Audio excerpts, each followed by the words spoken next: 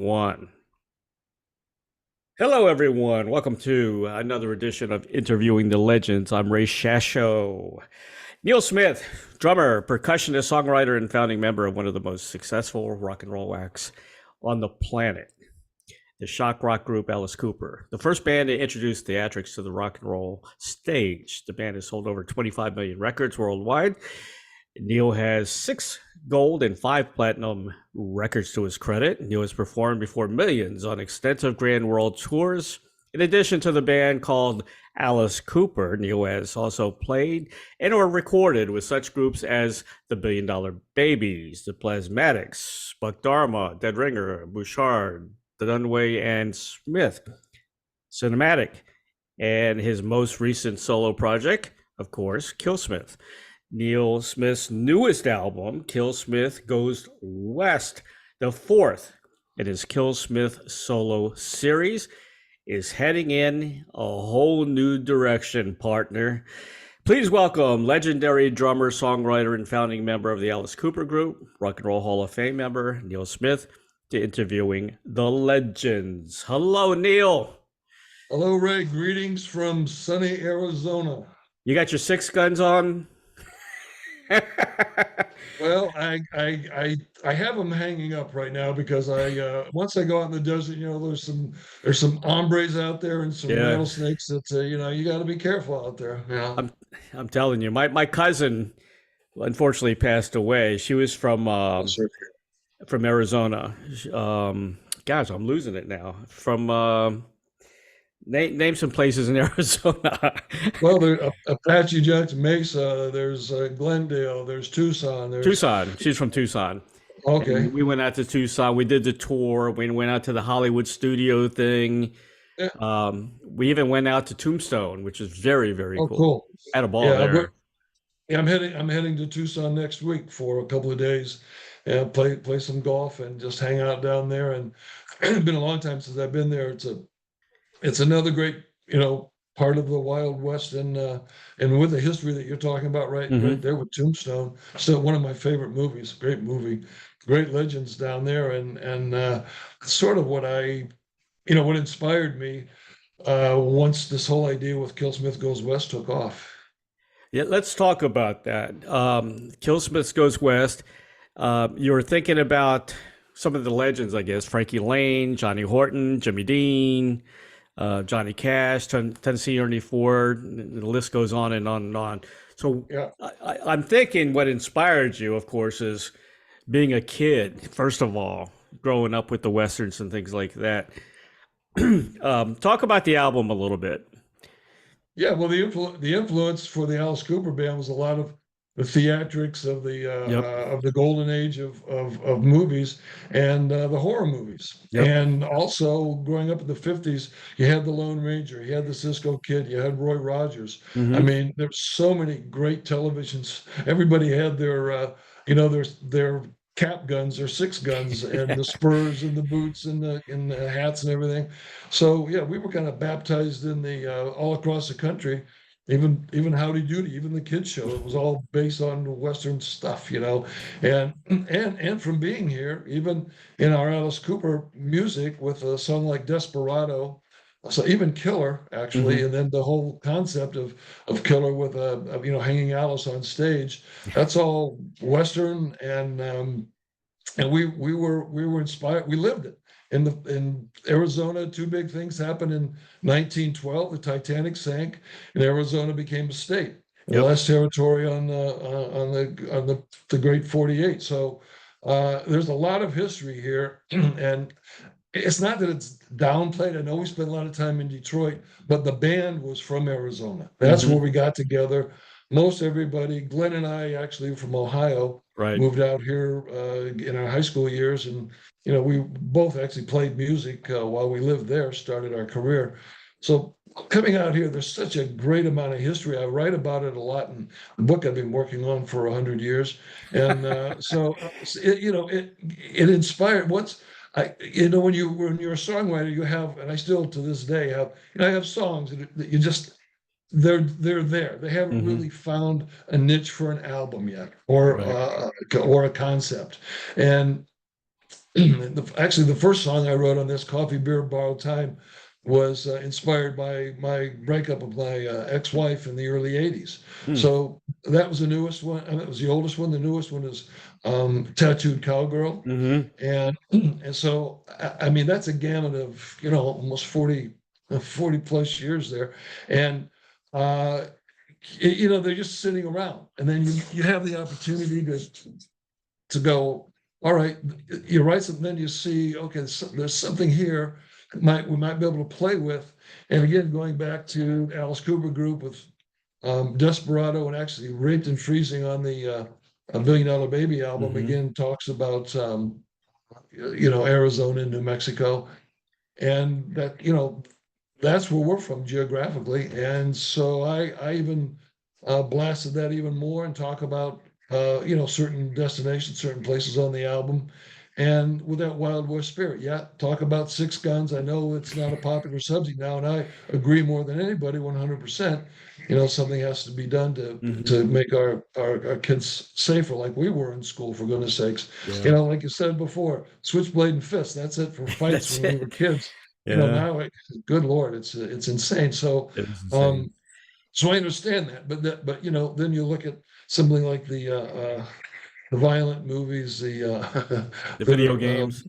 yeah, all of those that are out there right now.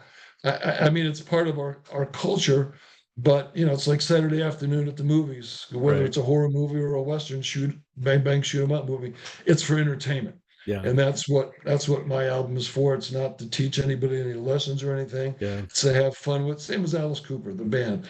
It's entertaining. Somebody likes it, great. If they don't, Right. that's fine too. But that inspired me. I'm going to talk about some of the tracks on the album. Some of my favorites. Okay, first of all, Tequila, Tamales, and a Woman. What a very cool title for a song, man. And that says it all right there. That's all you need.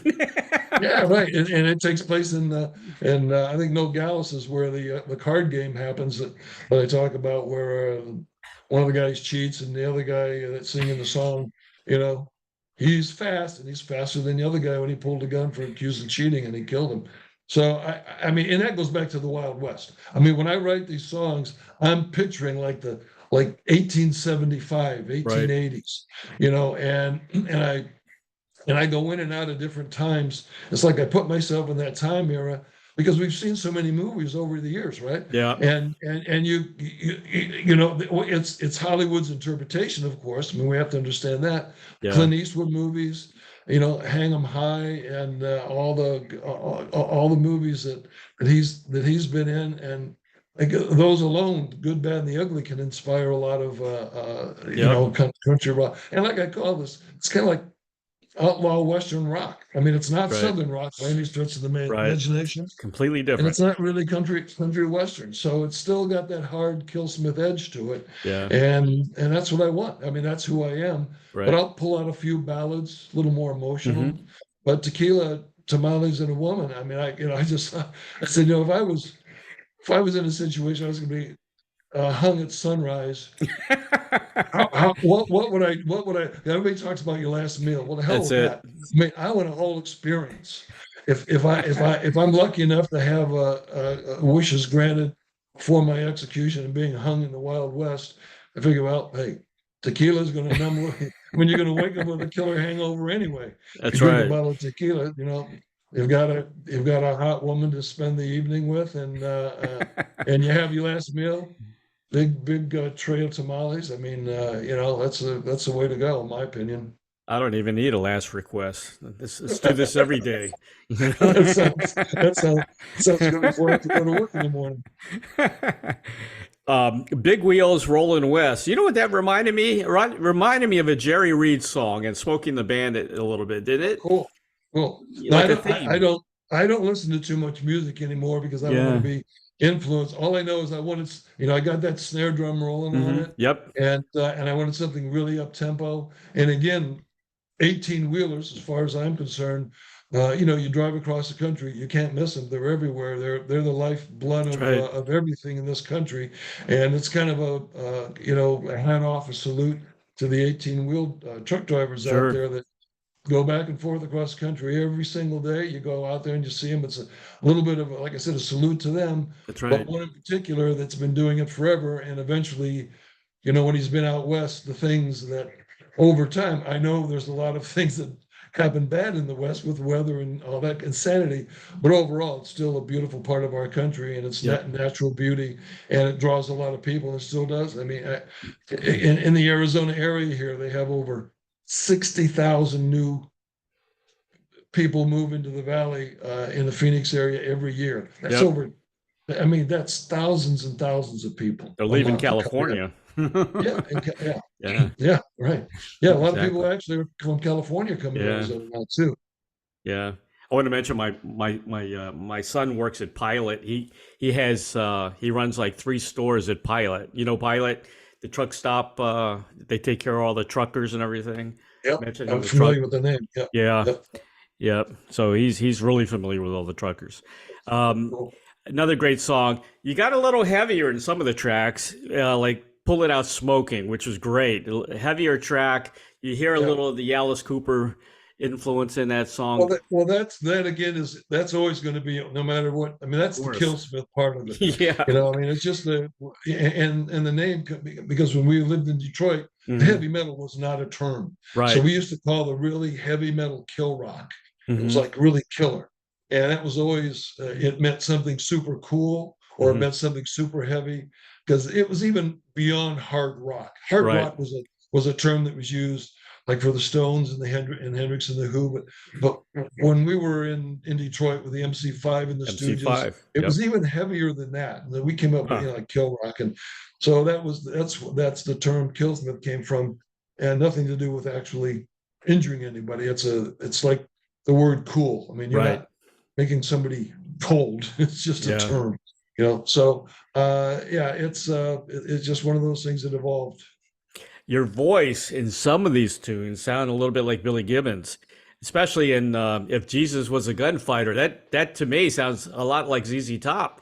You Well, know, that's my tribute to Dusty, is and it? yeah, and I've had a couple of songs in that vein Uh-huh. over the years, but I really wanted to create something. And again, I like to pull characters from history, Hmm. whether they're fictional or whether they're real, Right. and put them in a different scenario. And so we're talking about Tombstone and Wyatt Earp, and I just imagine if a Wyatt Earp character, which when you watch the movie Tombstone, I mean, and my love of westerns, Hmm. um, it really does. There's empathy for somebody that was dedicated and a little bit insane. He Hmm. was never shot or wounded one time in his whole career, and he was in plenty of gunfights. Wyatt Earp. So I imagine if a character like that, but it was Jesus Christ, Hmm. and he's I mean, it's Jesus, so he never misses. So instead of having silver bullets like the Lone Ranger, he Yep. has golden bullets. Right. Okay, so he has golden bullets. So he just shoots the guns out of the outlaw's hand. He never hurts anybody. He shoots the guns out of the hand. Well, it may sting a little bit, of course, Hmm. but he never kills anybody. And so it's got that kind of Western legendary thing happening. He was born in a stable outside of Santa Fe, and so very parallel to the story of Jesus. But then he has, of course, his posse is 12 men, and and we go on from there with the pearl handle peacemakers, and the story kind of writes itself. But again, it's just a fun changing positions of people in history. You can do that with anybody, and that's just artistic liberties, and I like to take them and do things and talk about things that the Alice Cooper group did the same things. Maybe Right. some things are taboo, but it was just done tongue in cheek, and with a sense of humor that it could be original, it could be fun. I like to see Jesus have a shootout with Pontius Pilate or Judas. Yeah, I don't know. I don't even know what kind of weapons they would use back then. I guess they have to use slingshots, right? Yeah, That was slingshots, that was exactly. Yeah. slingshots. They have a slingshot at the old the OK Corral or whatever corral they could be at out The in the old Middle East. Jerusalem Corral. Yeah, right, right. I Yeah. love these tracks because each track is like a separate movies. Like it's like you're Well, watching a movie with each track. well, I've always tried to, I'm very visual in my songs, Yeah, and which is cool. even Shaughnessy Highway, the opening Yep. song, which is really again a subject taboo nobody's ever talked about, was all the musicians all the way back to Glenn Miller in the swing era that never came home from the road or Right. from Yeah, touring. that's true. And as you know, there's I'm not going to name anybody in particular, but there's many that's happened Yep. over the years, and people travel all times of the year, and there was a time when a snowstorm was a dangerous thing to fly in. Right. Ask Buddy Holly and the Big Bopper. I mean, That's right. there those people never came home, and this is a story about Mm. someone, a wife of a big superstar guitar player Hmm. that was lost to a plane accident and never came home, and how his wife dealt with it and never let she played his music all the time, and Yeah. it gives you directions to get to her house, and that's how the song starts off. So it's just another way to look at it, but a subject that nobody has ever touched. And believe me, when it comes to subjects, I know no boundaries. I Right. will sing and talk about anything. And again, if somebody appreciates, I mean, there's really empathy in the song, for Yep. sure, and a lot of feeling. And but if somebody, doesn't agree with that, that's fine. Don't listen to it. But I think that I can't even imagine. I Yeah. cannot even imagine. I mean, everybody. But I'm 75 years old. By the time you get Yeah. to my age, yeah, you've lost a lot of friends and family over Yeah. the Me years too. Yeah. to Me death. too. Everybody has, Yeah. and when it's sudden like that, an accident, Yeah. and it's just unbelievably hard to deal with. Hmm. I can't imagine it, but it happens, Yeah. and even in even in the sports world. I I mean, know. we don't have to go back too far in time to, Yeah. big superstar names that are unfortunately lost to tragic accidents or whatever. So this is kind of again, a salute to the Right. people that they leave behind.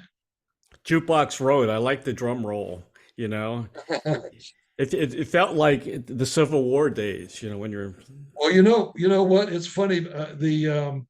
The Gary, the fiddle player that played uh-huh. along with the album, Right. he did touch on. Well, there's the outlaw Josie Wales. Hmm. That scene where they find the homestead in the middle of the Yes. movie, and they Great have the little movie. party Great and the movie. fiddle player, and One of it's my really favorite. that haunting. Totally, there's a little bit of, you know, um, Scottish, Irish vibe to it, but it's not. Right. It's like that's the root of the music that actually Hmm. became country, Yeah. and with the fiddle. But Gary nailed it. And then, of course, the Yellow Rose of Texas with the snare drum in it. Yes. I've always loved that. That was Yep. another. See, those are the songs that inspire me. It's not the modern day, Right. country. It's the old school. It was actually fun to listen to, Me in my too. opinion, Right. and I've had some great responses. So this is like a breath of fresh air Yeah. listening to these songs, and I really hope. I think a lot of people in the over 50 group probably will understand it better. Oh But yeah. I hope to pick up some new fans too. Sure. That those songs, the story to Johnny Horton and Yep. Rawhide and all Hmm. the great songs, Big Bad John, North to Hmm. Alaska. Hmm. Those storytelling songs were great, and I try to do the same thing and create a visual. Yeah. When I was a kid, I had an album, Western themes. You Yeah. mentioned Rawhide, that was on there, Right. and I loved all those Western themes. Oh yeah, yeah, Frankie Lane, man. I mean, Frankie Lane. Yeah. that was like his biggest song, and Yeah. that's a very rare but Hmm. sought after album, the Rawhide Hmm. album. Yeah. Probably worth a lot of money. Yeah, whips and everything. Yeah. The whip. Yeah, I love the whip. I think I heard a whip in one of your songs. Which song was that? I did hear a Yeah, whip. that's Evil Wind. Evil Wind. Evil Yeah, Wind, I was going to mention this, could be a soundtrack for a Western TV show or movie. It's exactly what you're Well, talking about. that's High Plains Drifter. Again, Yeah. I get his, it's like, who is this character? Is he real or is he a Hmm. phantom? Yeah, exactly. And that's kind of the inspiration for Evil Wind. The wind is actually that spirit, that Western spirit Yep. that that's just sort of mysterious, and that's a great part of the West. That you can talk about the bars and Hmm. the trucks and all the physical things, but there's a great mystique to the West too, and that's why I love the Superstition Mountains, which is in the gatefold of the album. Right. And the Superstition Mountains to me are still one of the coolest things. And where I have my place here in Arizona is I'm like 5 miles away from those mountains. I look out the Really? window and I can see them from here. Huh. And when you're up there, there is great history. Yep. There was a gold mining camp up there. And at one time, back in the late 18th, there were 5,000 men up there. You imagine that in that time of history, no air conditioning, no heating. I mean, Yeah. they had fire for you, but in the summertime, and it's a little elevated, so it's a little cooler up there. But the history is just phenomenal in this part of the country, and I'm inspired by that. I'm inspired by the movies, but yeah, it certainly could be a soundtrack, right? No problem. Oh yeah. You know what I read? You know why they drank so much whiskey back then? Because the water Is it sucked. the water? Yeah, the water was. That's right, absolutely right. Well, that's why on the ships back in the old days they drank beer because the Yeah. water got stale in the barrels. Exactly. Yeah. uh, Here's a new genre for you on Tattooed Girl, Cowgirl. Yeah. New genre, country punk. Right, a little bit country punk there. Oh I thought it was yeah, cool. that's my Plasmatic days when I recorded the second album with the Plasmatics. And I mean, I got a little bit of that, but you know, that's part of a lost art too, and then really be able to pull it off. I actually had Tattooed Cowgirl starting the album off, and then I went, you know what? Hmm. I had I played the song for some people. They really like Shaughnessy Highway, and I Right, said it's almost like Hello Hooray for Billion Dollar Babies. right, right. It kind of sets a mood, Yep. and you're not quite sure, and then it takes you on a little journey all the way to Tattooed Cowgirl. I got to mention the band. These are some unsung heroes here because these guys have been around in that Yeah, band. First of all, Rick Tedesco, who you've been with for a long time. a I'm long assuming time. he's Yeah, a back to really the good early. friend of yours. Yeah, yeah. He plays great guitar, slide. He plays a little bit of everything, really. Yeah. Is it his family that owns Guitar Hanger? It's Is him. He owns it. Wow, Rick, that's such a Rick, cool place, man. I yeah, went on the Rick owns internet. it, and he helped me find the people actually in California to Really? restore Glenn Buxton's SG, the custom SG, the one that he's holding on the Love It to Death album, because Place is cool, so cool. yeah, no, he has great connections, has a great store. We get together at least once a week to unfortunately, I don't win the studio. He has a great studio. Right? It keeps getting better as his studio gets better. My music keeps getting better too, and he's very, Yeah. very talented. He played the slide guitar on Tequila, Tamales, and a Woman.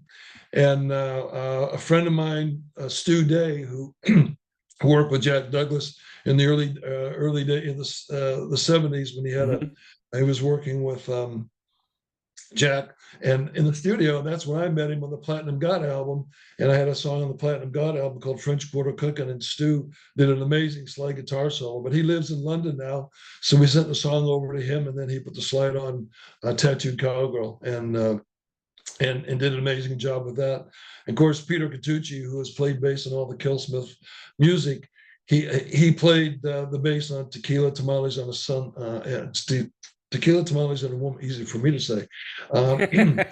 Say that 10 times. Yeah. And yeah, there's some great players. Uh, Arlen Roth, who played slide guitar. Now, I'm not slide, I played country guitar Guy's a on legend. four of Yeah. the songs. Yeah, Yeah. and I think I saw one of the comments that he made on one of the songs. He goes, "Did I play on this album?"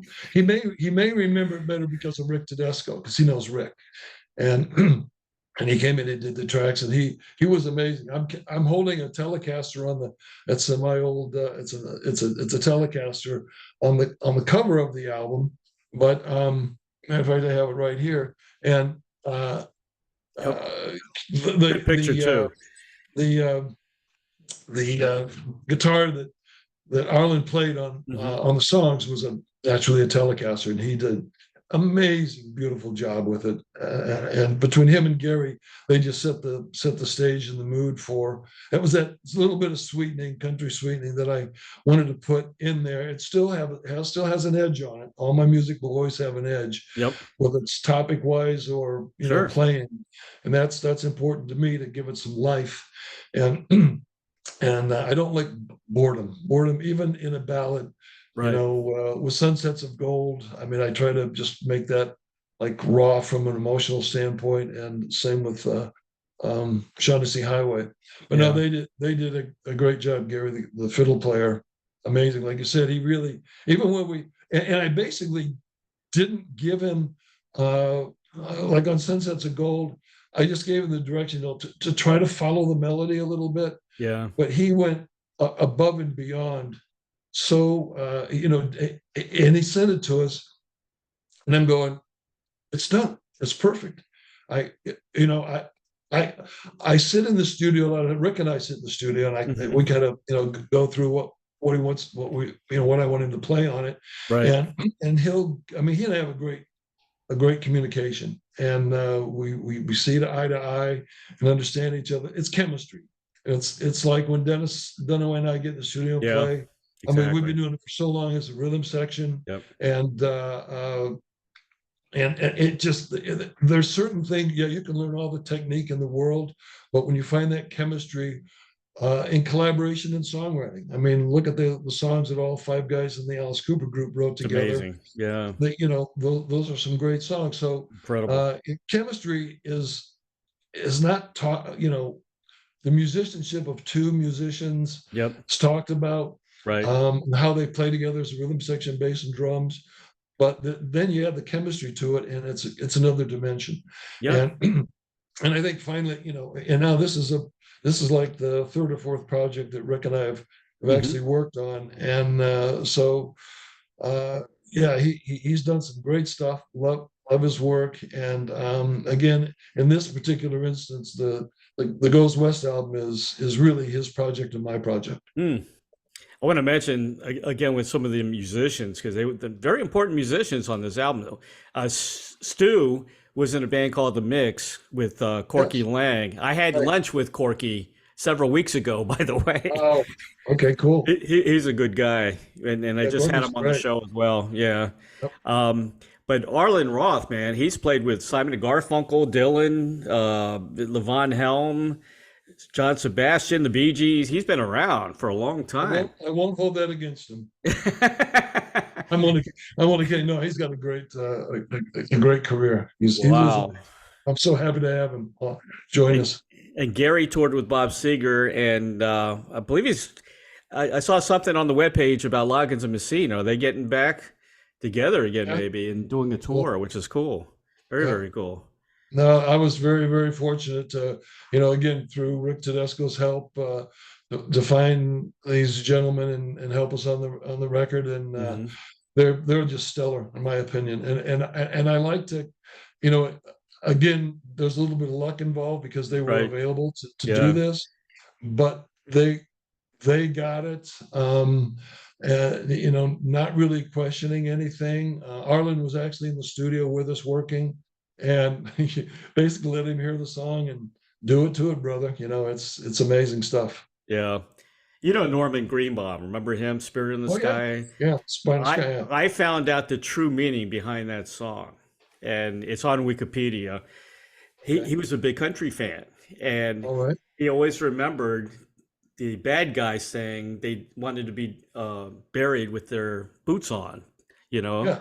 And that's where the song came from. It inspired him. That. Yeah. Okay. It inspired him. So he's one of us. He's a Western guy. All right. Well, that's cool. Well, I think there's a little bit of that in everybody. Oh yeah. It's one of the true arts. It's like blues and jazz. It's one of the true American Hmm. arts is the Western music. I Right. mean, nowhere else in the world can you find it. It's like blues and like That's right. jazz, and and it has a lot of different veins that have gone off to the modern, which a lot of the modern country right now is just rock musicians It with a is. country singer and Yeah. country guitar Not playing. just, it's not the same, It really No, isn't. it's not this, but that's Yeah. okay. I Yeah. mean, again, it's evolved, but I tend uh, to gravitate toward what inspired me, and if Yeah. I can, you know, captivate that feeling, and Hmm. whether it's movies or music Right. or whatever, and so far it seems like a lot of people are getting it and enjoying it. And that's kind of cool. I'm friends with Janet Robbins, Marty Robbins' daughter. Wow, cool. Yeah. But she turned out to be a rocker, but she does a lot of ambient music. She's a really excellent artist, but she hasn't grasped the country thing. She never really liked country music. It's funny. Yeah, well, I can appreciate that because I think Yeah. it's up to everybody individually to Right. find the kind of music that's really, does it to them. Yeah. And that's why I like to fool around with different. I'll probably never do a rap or a hip hop album, although I've had a couple of You never rap know. rap oriented songs on the first two KillSmith albums, Sexual Savior and KillSmith 2. I have two songs that were sort of in that vein, but again, it's like when I was a kid and I was deathly afraid of snakes. What's the best way to overcome your fear of snakes? Is to Right. start handling snakes, and that's how Kachina on the Killer album came about Yeah. when she was my pet. And after that, I was like, okay, one fear totally gone because now I love reptile. I love all animals anyway, but something special about the reptiles. They can't be tamed. Right.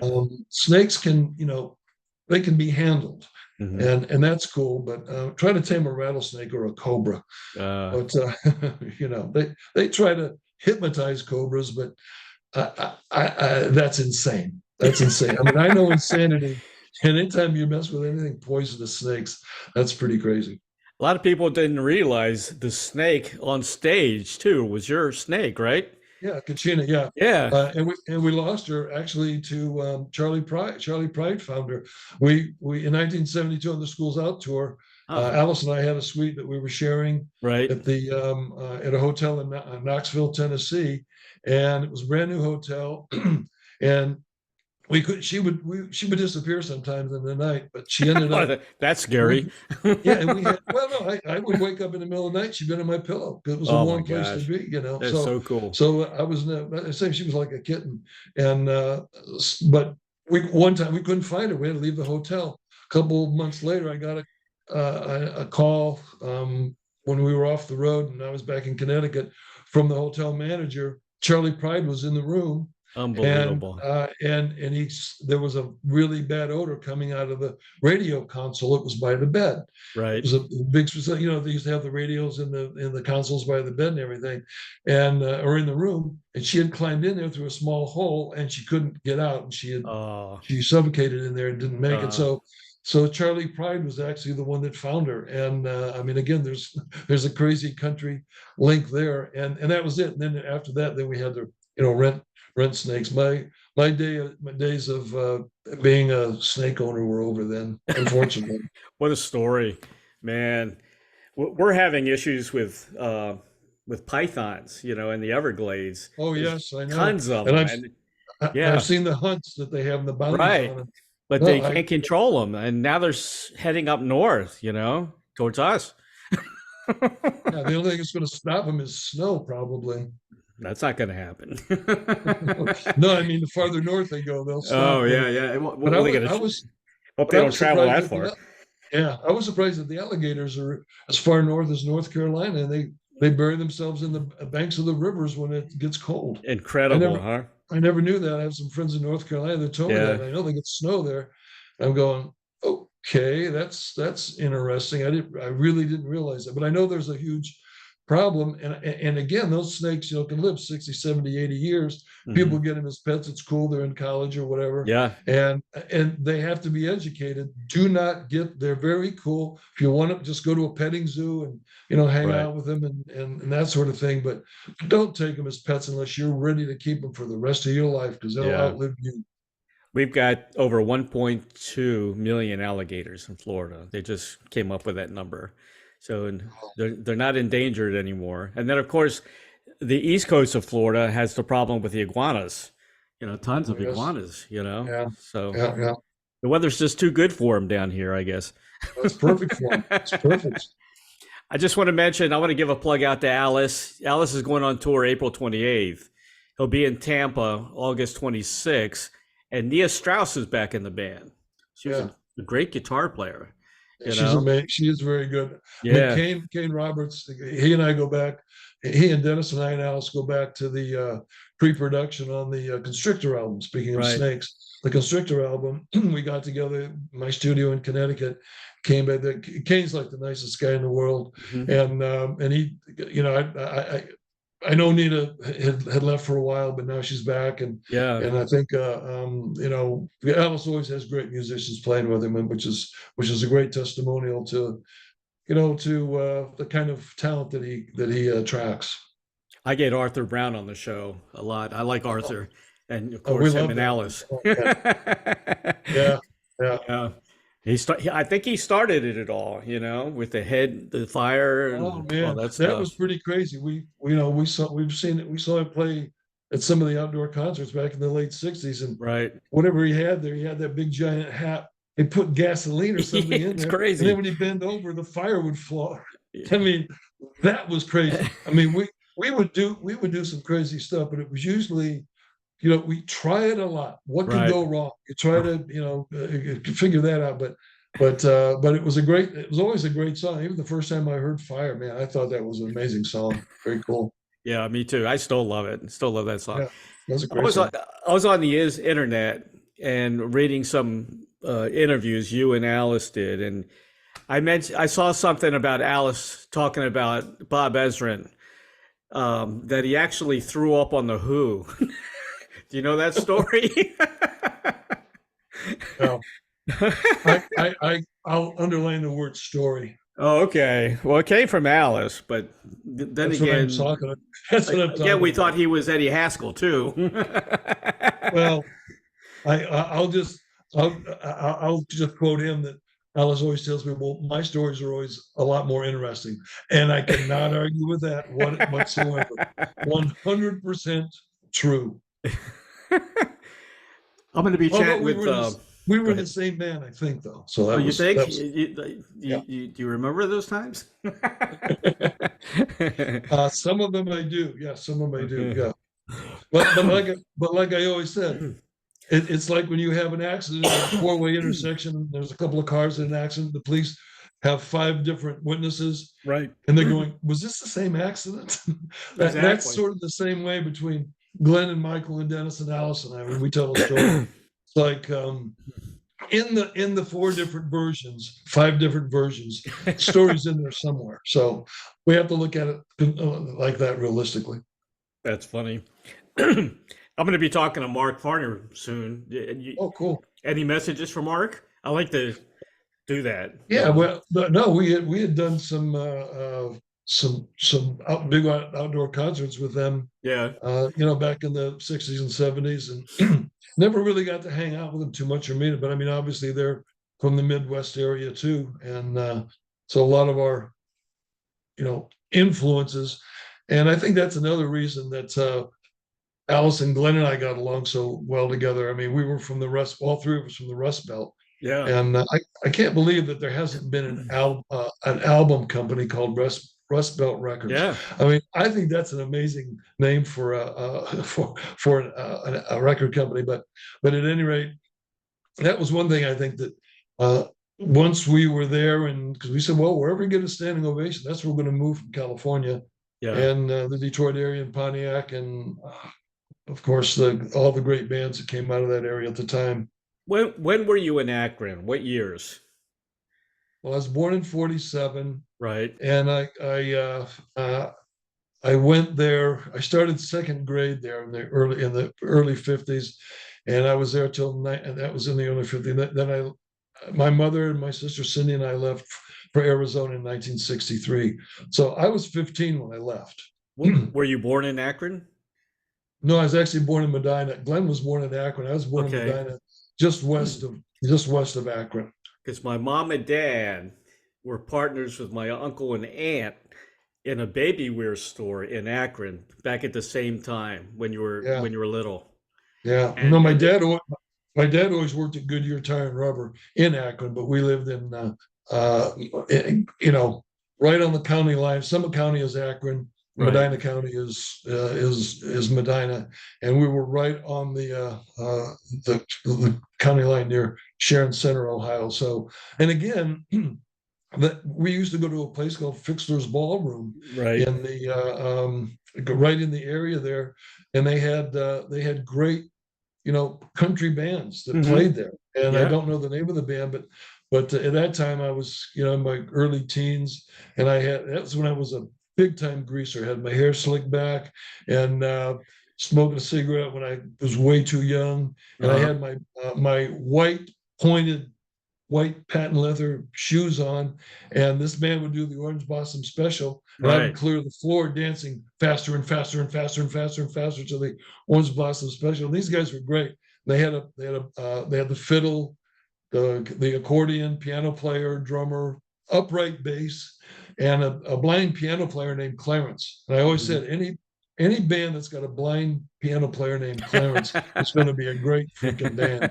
And they were, man, they were fantastic. So I was into I liked all the music. I mean, I liked um, the blues, the jazz. My mother was a big Glenn Miller fan, Mhm. so I was into the swing of the 40s, and of course all the rock and roll that was coming out in the 50s and early 60s. So I was exposed, and luckily enough, my family liked music and exposed to all this great music, and that's again a little bit. I'm very very comfortable Mhm. with these songs and having a good time with them. My mom and dad actually their business they went out of business because Akron had a big strike at that time. So Okay. that it was over. Yeah. Yeah, I know. Well, that happens in a lot of towns. I mean, that was the Yeah. rubber capital of the world, and Yeah. yeah, if they have a strike there, that's a problem. Yeah, they had the tires. I think they had Quaker Oats came from Yeah, Quaker there. Oats. Yeah, yeah. Yeah, really cool place actually. They said the winters were brutal though. Winters were brutal. Tough, That's why I tough. was so happy to Yeah, move to Arizona. My mom visited some friends here in the summer of '63. She right. came back to Ohio. And she go to Akron. She goes, so you guys want to move to Phoenix? And I'm going, okay, because I'd already been playing the drums for a couple of years. Yeah, By that time, I had a set of drums for a couple of years, been playing for about 4 or 5 years. I started when I was in elementary school. And I said, to really make it in rock, and I really liked play.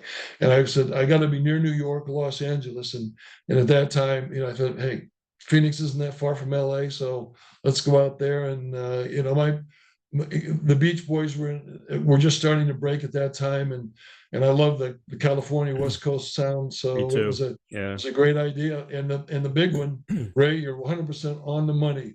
No more snow drifts that went over the roads, and you have to go to the neighbor's house to get the tractor to pull you out of the snow. Yeah.